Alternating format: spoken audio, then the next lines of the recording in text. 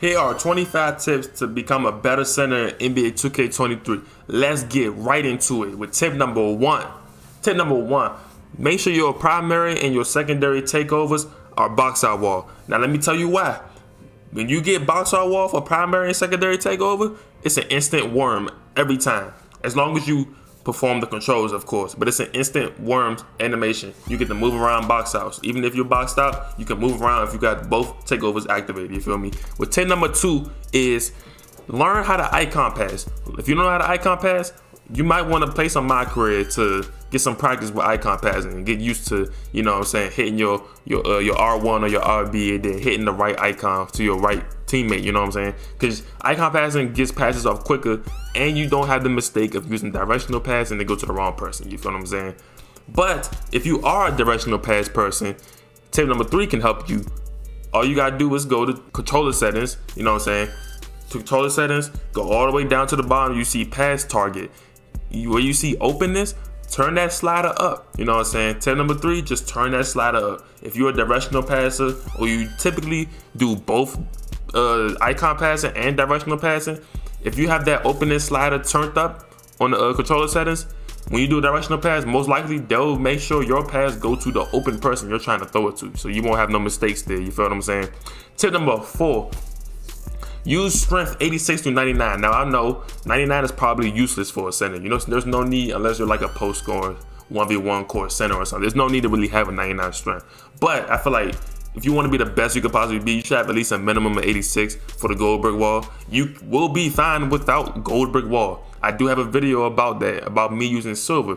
You will be fine without gold brick wall, but you know what I'm saying, just for the satisfaction of the guards and the lockdowns who think they know what they talking about when it comes to the center position, just use 86 strength so you can get gold brick wall. Just so people don't got to be like, why you don't got gold brick wall? Anyways, tip number five, utilize outlet passes. Outlet passes gives you easy assists and most of the time it's wide open. The only time you shouldn't throw outlet passes is literally if the other team is getting back. And most of these teams do not get back on defense. So outlet passes is literally easy assists.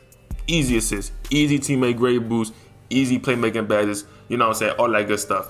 Tip number six, learn when is the best time to use hands up D. Because every time in the paint, it's not always the best time to use hands up D. A lot of times you gotta jump. People don't want to hear it, but it's the truth. Sometimes in 2K23, you have to jump in the paint, or else you will either get scored on, or yeah, you just get scored on. Tip number seven, use builds that are based on your skill level. Now when I say that, I mean do not follow builds people say just because they say it's the best build. Only use the builds that go hand in hand with your skill level.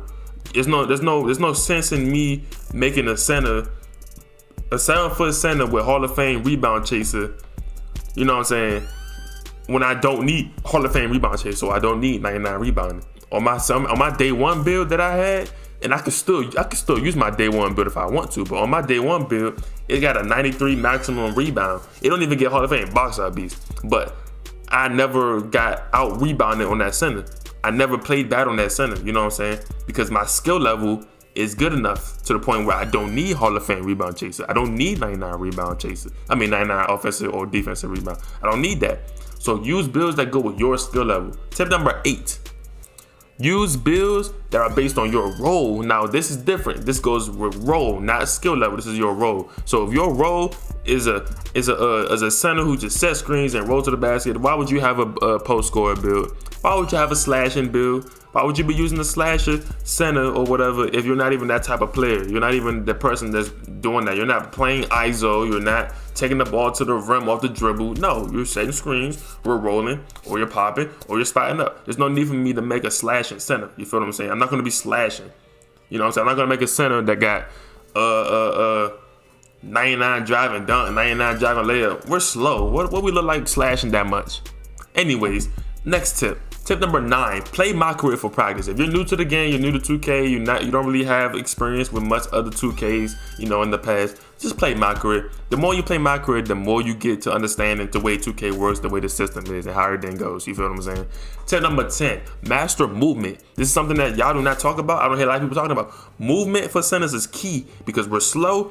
We get taken out of plays often. We get animated often. So if you can master movement with different angles, you know what I'm saying, different pressing of the buttons, whether it's your sprint button or your LT button, whether it's on offense or defense.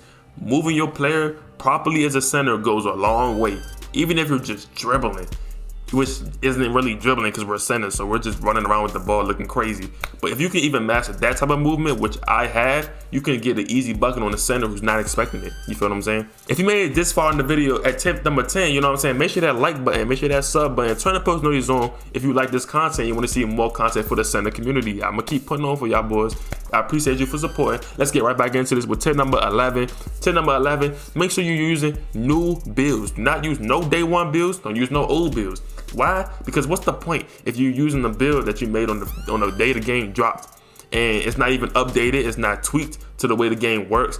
I'm not gonna use a day one center that has a 93 block. No, I'm gonna use a new center that has a 99 block, because 93 block is not good enough in this game, and it's just facts. 99 block is not good enough in this game. Y'all know how the paint defense is. Tip number 12. Do not always go for steals. Sometimes it's the better idea, better IQ play to not go for a steal. Why? Because 2K will not give you a steal even if you think you got it. And if you don't get it, you're out to play. The steal animation is gonna knock you out to play, and you can't recover because we're slow, we're centers, we're slow. We're not gonna recover in time. So you might as well not go for the steal. Especially when someone's throwing an outlet pass and you try to go for that steal because you're trying to steal the outlet pass. If you're a center, do not go for that. You're not gonna get it. Unless you got like a 99 steal, you're not gonna get it. Most likely, you're just gonna not be able to catch up to the person on the fast break. See, I'm gonna have to find an example and show y'all. Because when you don't go for that steal on the fast break, you can catch up in time because they slow down to catch the ball. You still running to them. You time your jump properly, you get that block. High IQ play if you ask me, but don't let nobody tell you. Don't let nobody tell you any different though. You know what I'm saying? Tip number 13, get a higher speed than other centers. This will make you very, very much at an advantage when it comes to other centers. Because if you're faster than them, your speed is way higher than theirs. You can get to positions way quicker than they can. And that's, you know what I'm saying? If you're a tall center, that's good. You feel me? That's good. Because they're not going to be expecting you to be that fast. They're not going to be able to prepare for a tall center coming at you fast. You know what I'm saying? I got 7-foot centers with 77 speed. Most centers don't have that high of a speed, but I got that. You feel what I'm saying? And it works pretty good. Tip number 14, get more games in to get better. If you're barely playing online, you're not playing park, you're not playing a rack or none of that, you're not gonna get better at the game. This is just common sense. With anything you do in life, you want to get better at it, you gotta play more. So if you're not playing the game enough, get more reps in, get more games in. It don't even matter if you're playing with people you know or not, just get more games in. You're gonna get better over time. I'm not gonna get better with YouTube if I'm uploading YouTube videos like every 2 weeks. That's not gonna get me better. I gotta upload as much as I can. The more you do it, the better you get.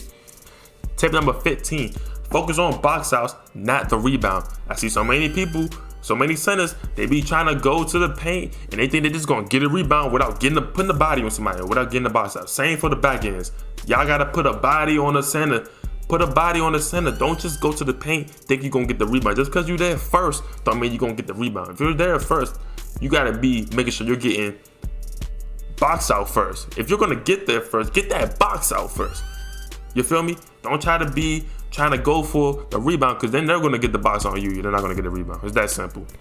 Tip number 16, use custom cores. People think the custom cores is pointless. Trust me, it's really useful. It's really useful. A skill specific build such as an inside center, a post scoring center, that type of stuff works really good. It works really good for the centers, the custom core, especially if you get the legend. If you get legend, you get full custom cores. Imagine a center with 4 defensive rebounding cores. You know what I'm saying? Imagine how many defensive badges that is right there. That's a lot of badges right there. It's really useful, I'm telling you. Tip number 17, find a point guard that you have chemistry with. If you're playing with a point guard you're gonna got good chemistry with, you know what I'm saying? You come across a good team who they got good chemistry, y'all might not win. You know what I'm saying?